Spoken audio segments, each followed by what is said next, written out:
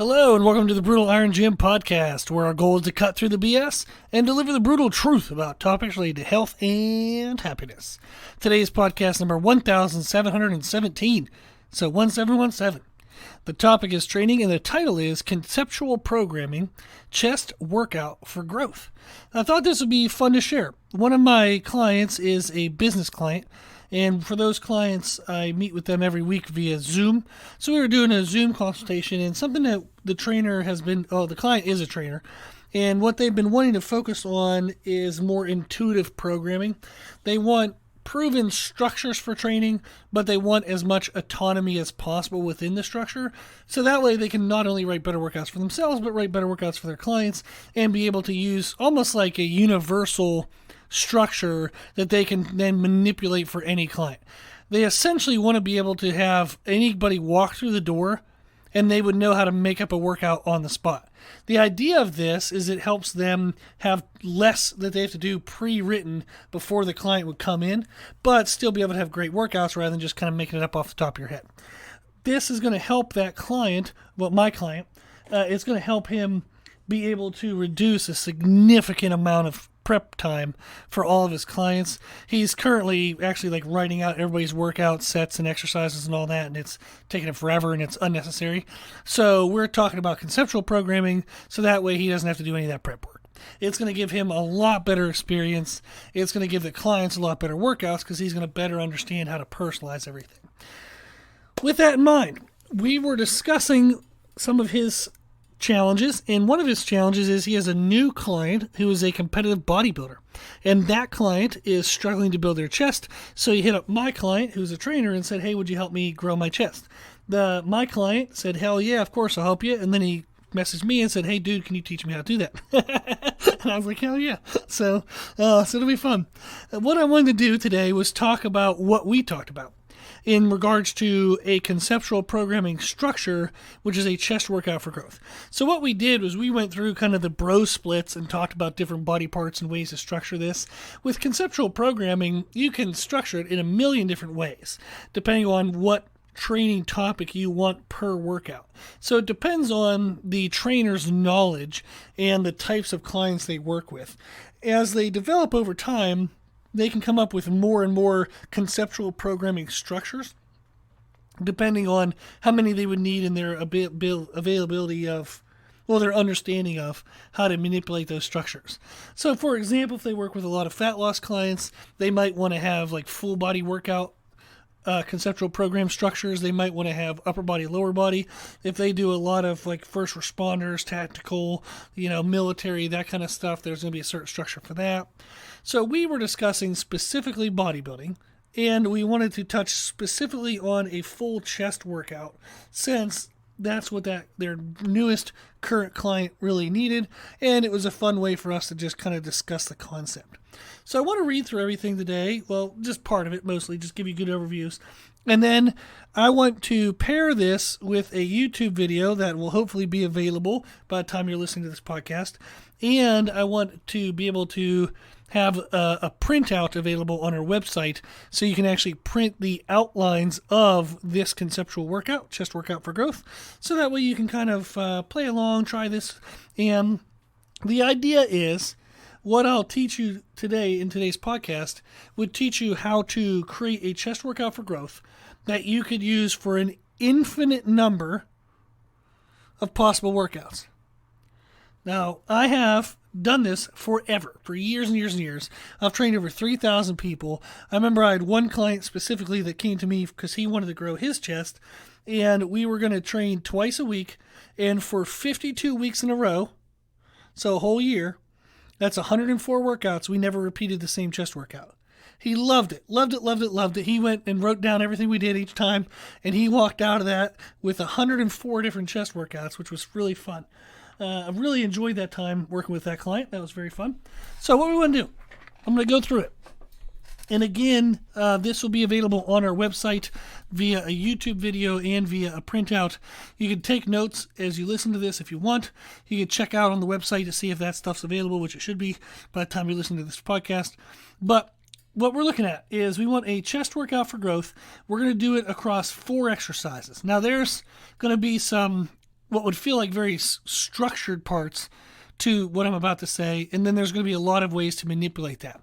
So the basic structure is we're going to do 4 exercises. We're going to do a machine chest fly, a free weight chest fly, which is pretty much going to be dumbbells, then a free weight chest press, which could be dumbbells or barbell, and then we're going to do a machine chest press.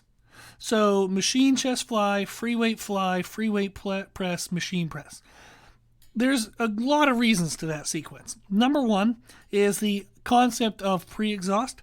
We want to wear out the chest in isolation, which is why we do 2 flies before 2 presses.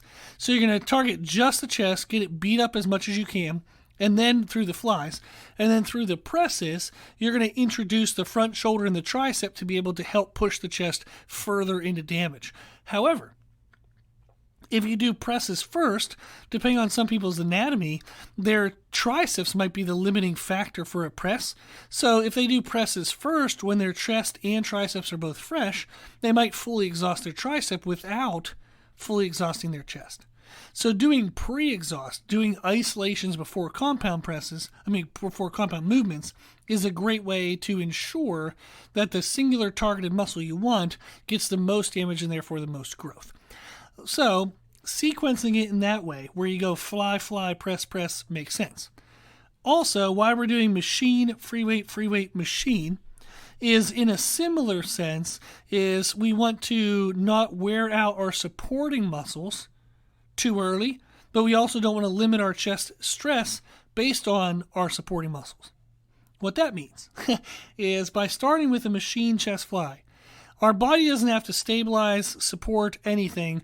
We can just focus on getting blood flow into the chest, mind-muscle connection, getting some good stress, getting some good damage.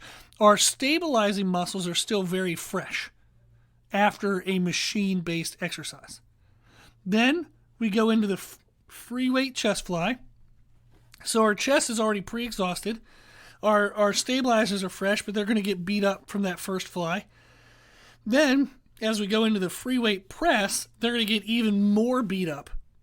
So the stabilizers are going to be pretty much exhausted after the free weight fly and the free weight press. But our chest may not be fully exhausted. So we finish with a machine press, so our stabilizers don't have to do any of the work, therefore they're not the limiter of that last movement, and we can really finish off whatever chest fibers are left. So the sequence of fly into press, and machine, free weight, machine, both are double layers of pre-exhaust. So it's a really, really, really good way to make sure that nothing gets in the way of annihilating the targeted muscle of the chest. Now, can you at some other time change the order of the exercises? Yeah, you can. And there are different reasons. You might find that it's helpful given equipment availability. Maybe you're in a busy gym and, a machine fly isn't available, so maybe you start with a free weight fly. Maybe the machine press you want is available now, so you want to catch it before it's not available. So you might change the sequence a little bit, and you might also just change the sequence due to creating more variety and more options. You might, if you're a couple months into this, you might want to spark some things up, make something new by changing that order. But that order is very intentional, and it is a really good order, so I would stick with it most of the time.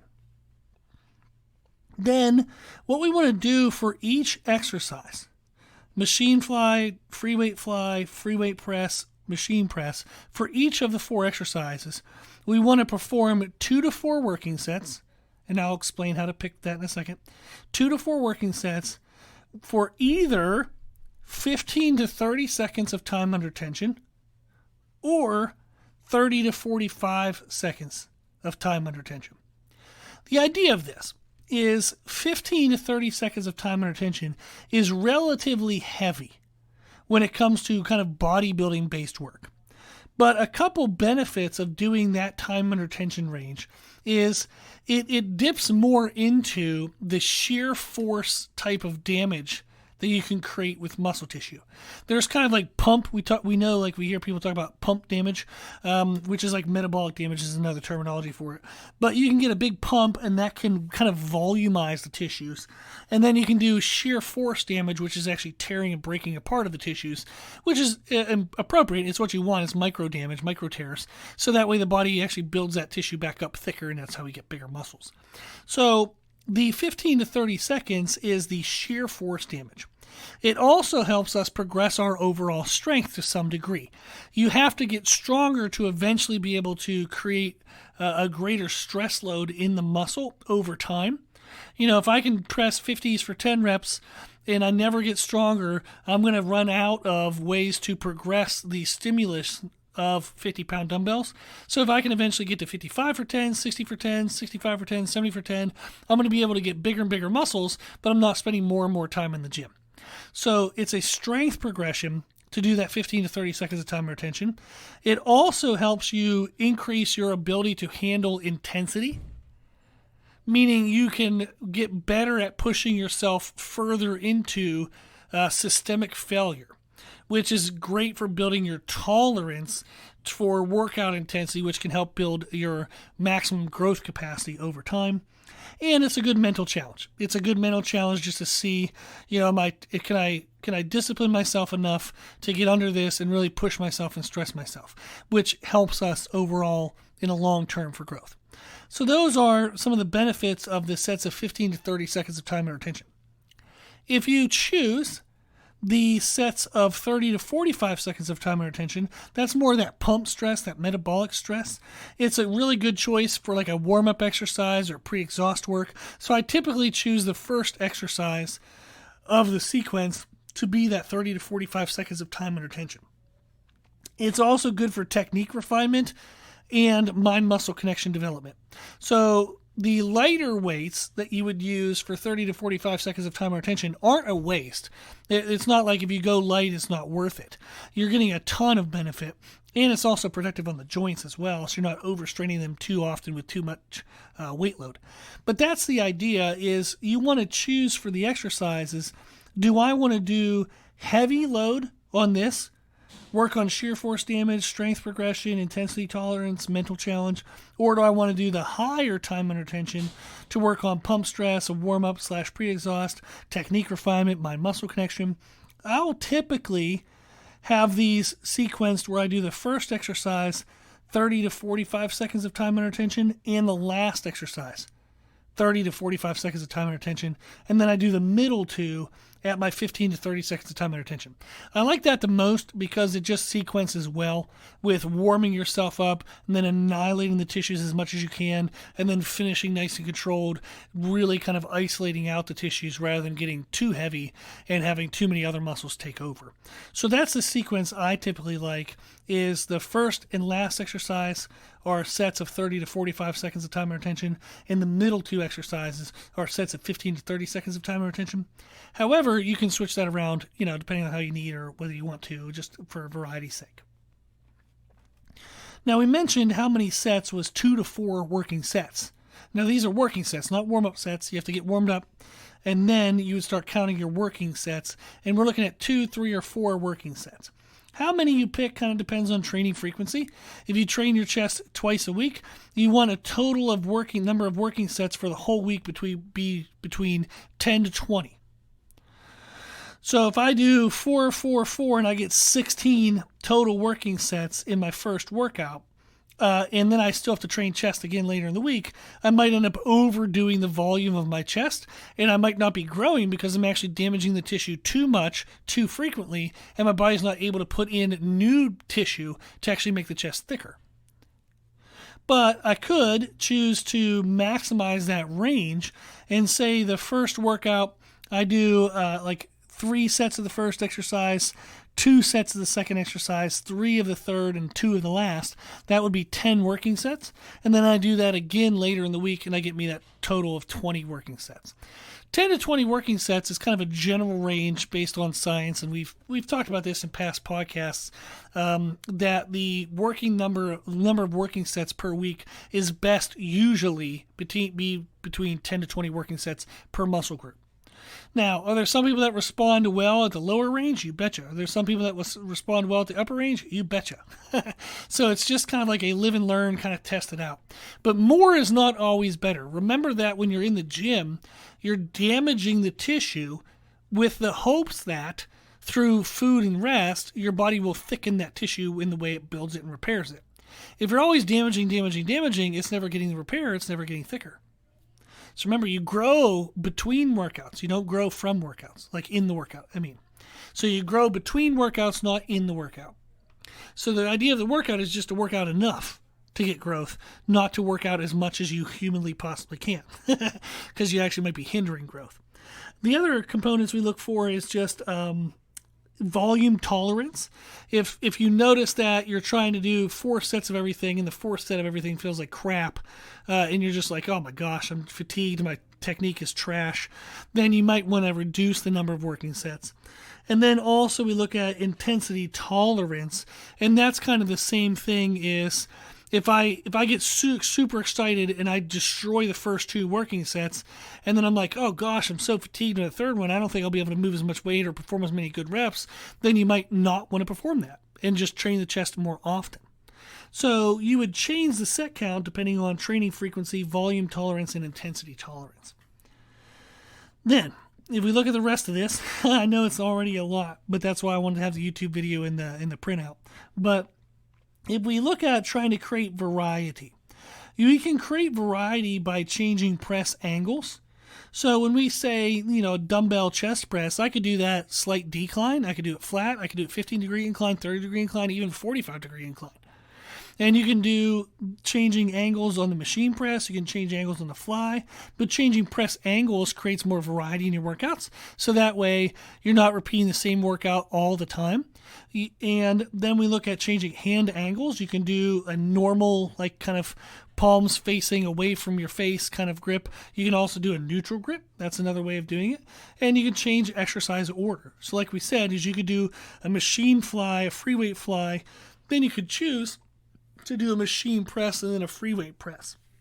Or you could do machine fly, free weight press, free weight fly, then machine press. But changing some of the order of things is very helpful, creating exercise and kind of workout variations, changing angles, and then changing hand positions. Typically, how often we would change exercises is I recommend people change exercises every 4 weeks. That's what I do with my clients. All of my clients get brand new programs every 4 weeks, except for, extreme cases or rare cases. But for the most part, everybody gets brand new workouts every 4 weeks. I like that because the first week you're kind of learning them, getting a feel for it. The second week you're getting your confidence and you get closer to actually pushing your truest ability. 3rd and 4th week you destroy yourself trying to make some kind of progression in weight load or reps or technique and like quality. But it's really freaking hard to progress after 4 weeks without just giving up on technique or abandoning best practices. It's meaning people will extend the rest period, or they'll break apart supersets. They start to change the workouts, or they just don't perform at good quality. So I like rotating every 4 weeks. So every 4 weeks I would change the angles, I would change the hand positions, I would change the order, I would change something about the workout every 4 weeks. Then what we want to do is we do want to talk about progression techniques. So we know that in order for our body to continue to adapt to a stimulus or to continue to make adaptations because of a stimulus, that stimulus has to continue to increase over time. That's why every week we try to add more weight, we try to add more reps, try to shorten rest periods, we try to do something that makes the workout feel harder every time we repeat it. Now, there's a kind of a capacity to that. You can only add weight, so many weeks in a row, or only add reps so many weeks in a row. That's why we said we do change every 4 weeks. But there also are tactics you can use where if your progression is stalling out sooner than 4 weeks, you can use rest pause and you can use drop sets. Those are 2 techniques that you can use in order to kind of push yourself. So a rest pause is, say, I was doing 60-pound dumbbells for 8 to 12 reps, and I'm like, crap, I'm only going to be able to get like 6. Well, don't go down and wait. Maybe you can do the 6 reps, then sit up, hold on to the weight, just breathe for 10 seconds, lay back, and try to do a couple more. So you rest the weight, you pause, and then you try a little more effort. That rest pause is a good way to kind of push yourself into a greater intensity rather than just stopping the set whenever good technique fails.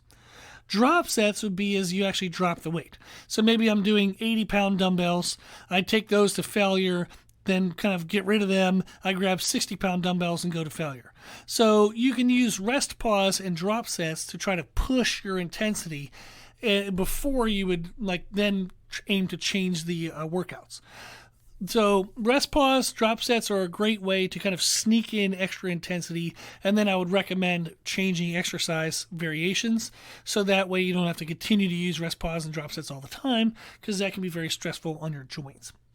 Okay, that is a very fast rundown of conceptual programming for a chest workout. The awesome part of this is it gives you a known structure. Like we said, the known structure is machine chest fly, free weight chest press, machine chest press.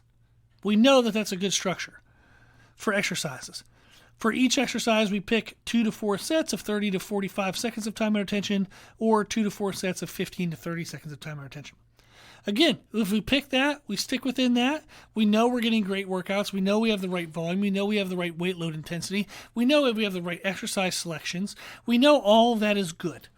And then how you create variety, how you have autonomy as a trainer or as your own person rating your own workouts, is by changing up the sequence, changing up angles, and that allows you to just continue to have fun manipulating the workout structure each week, but knowing that you're staying in a structure that actually works well. So, conceptual programming is something I help people with all the time. If you're interested in that, just shoot me an email, brutalirongym@gmail.com. I would be happy to work with you for a month, and we can figure out how to make conceptual programs for your training goals based on your needs. And that's just a fun service. And then also go on the website, look for the YouTube video, look for the program printout if you want to have a hard copy of this. And then you can actually try these workouts on your own. And now you have a chest workout structure that you can use for years if you want. Awesome. If you have any follow-up questions, shoot me an email at brutalirongym@gmail.com. If you like our podcast, please share it. If you like the podcast, please consider donating to support it, which you can do on our website. And if you like the information we share in our podcast, so you can always find more from us on our social media channels, you can find us and follow us under the name Brutal Iron Gym on Instagram and YouTube. As always, I hope this was helpful, and thank you for listening.